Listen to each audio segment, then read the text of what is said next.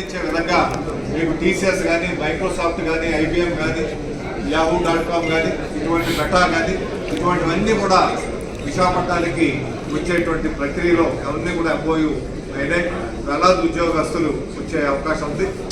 అంతేకాకుండా ఈ ప్రపంచంలోనే కొత్త టెక్నాలజీ అయినటువంటి నెక్స్ట్ జనరేషన్ ఉపయోగపడే క్వాంటమ్ టెక్నాలజీతో క్వాంటమ్ వ్యాలీ అమరావతిలో మొట్టమొదటిసారిగా ఆసియా ఖండంలో మన ఆంధ్ర రాష్ట్రంలోనే మొట్టమొదటిసారి క్వాంటమ్ వ్యాలీ వస్తూ ఉంది. అటు అమెరికాలో ఉంది, కెనడాలో వాటర్లూ వ్యాలీ ఉంది, సిలికాన్ వ్యాలీ అమెరికాలో ఎటాయిట్ ఉందో అటువంటిది మనకి క్వాంటమ్ వ్యాలీ అని అమరావతిలో పెట్టే ప్రక్రియ ఏదైతే ఉందో ఈ ప్రక్రియ కూటమి ప్రభుత్వం వల్లే సాధ్యపడ్డది. ఒక సుస్థిర పరిపాలన ఇచ్చి గత 5 సంవత్సరాల్లో 151 మంది ఎమ్మెల్యేలు గెలిపించినప్పటికీ సుస్థిరమైనటువంటి ప్రభుత్వం ఉన్నప్పటికీ సుస్థిర పరిపాలన ఇవ్వడంలో పూర్తి వైఫల్యం చెందింది. ఈరోజు కూటమి ప్రభుత్వంలో ఒకే కుటుంబ వ్యవస్థగా ఉండి అందరూ కూడా కలిపి మమేకమై కేంద్ర రాష్ట్ర ప్రభుత్వాలతో ఒకవైపు పోలవరం ప్రాజెక్ట్ కానీ, ఒకవైపు అమరావతి కార్యక్రమాలు కానీ ఇవన్నీ కూడా పటిష్టంగా జరుగుతూ ఉన్నాయి.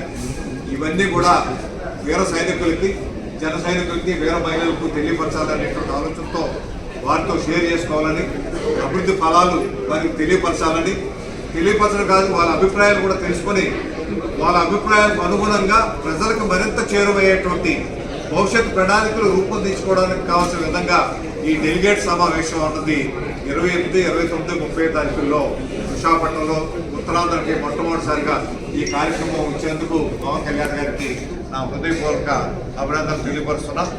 ఆయన ఉత్తరాంధ్ర అంటే ప్రత్యేకమైనటువంటి అభిమానం.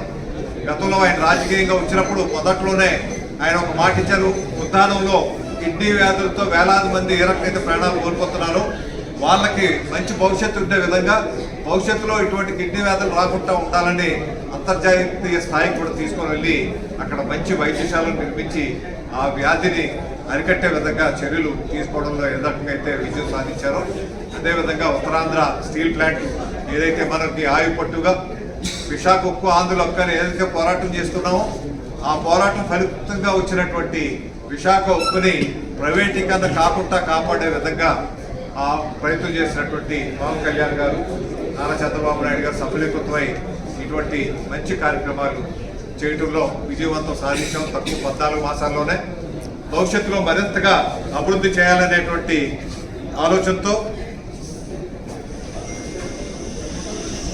ఈ కార్యక్రమం ఇక్కడ చేయడం జరిగింది.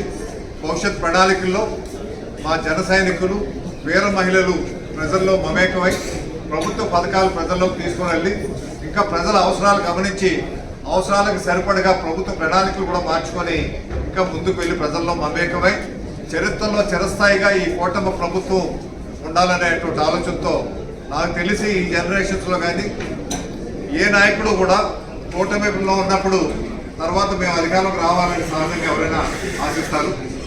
కానీ మా నాయకుడు గొప్పతనం ఏంటంటే చంద్రబాబు నాయుడు గారే పరిపాలన దక్షత ఉన్నటువంటి ముఖ్యమంత్రి కాబట్టి ఆయన కనీసం 10-15 సంవత్సరాలైన ముఖ్యమంత్రిగా కొనసాగాలంటే ఒక సుస్థిర పరిపాలన ఇవ్వాలనేటువంటి ఆలోచనతోనే వారు అటువంటి నిర్ణయం తీసుకొని తను త్యాగం చేసి మంచి సుస్థిర పరిపాలనతో ఈ రాష్ట్రాన్ని అభివృద్ధి పరచాలనేటువంటి ఏకైక లక్ష్యంతో గత 5 సంవత్సరాలు ఏవైతే నష్టపోయామో ఈ రాష్ట్రంలో ఆ నష్టాన్నంతా పూడ్చి మన యువతకు ఉద్యోగ అవకాశాలు కలగాలనేటువంటి ఆలోచనతో పరిశ్రమలు రావాలి, మౌలిక సదుపాయాలు పెరగాలి, ఇక్కడ ఉన్నటువంటి ఇరిగేషన్ ప్రాజెక్ట్స్ అన్ని కూడా పూర్తి చేయాలని ఇటువంటి బృహత్తర కార్యక్రమంతో మన విశాఖ జిల్లాలోనే అచ్యుతాపురంలో గ్రీన్ హైడ్రోజన్ NTPC సుమారు 1,60,000 కోట్ల రూపాయల్లో 2 దశల్లో ఆ కార్యక్రమం వస్తుంది. మొదటి దశ ఈ ఏడాది మొదలవుతుంది.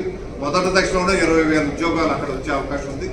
అదేవిధంగా నక్కపల్లి దగ్గర ArcelorMittal అనేటువంటి ఒక ఐరన్ పరిశ్రమ కూడా వచ్చే కార్యక్రమం MOU కూడా అయింది. అది సుమారు 2 దశల్లో అది కూడా 1,60,000 కోట్ల రూపాయలు పెట్టుబడి.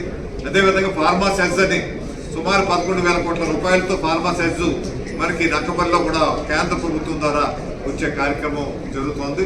ఇటువంటి మంచి కార్యక్రమాలు మరింతగా ముందుకు చేసుకొని ప్రజలకు చేరువై ప్రజలకి ఒక అద్భుతమైనటువంటి పరిపాలన అందించాలనేటువంటి ఆలోచనతోనే ఈ 3 రోజుల డెలిగేట్స్ సదస్సు పెట్టడం జరిగింది.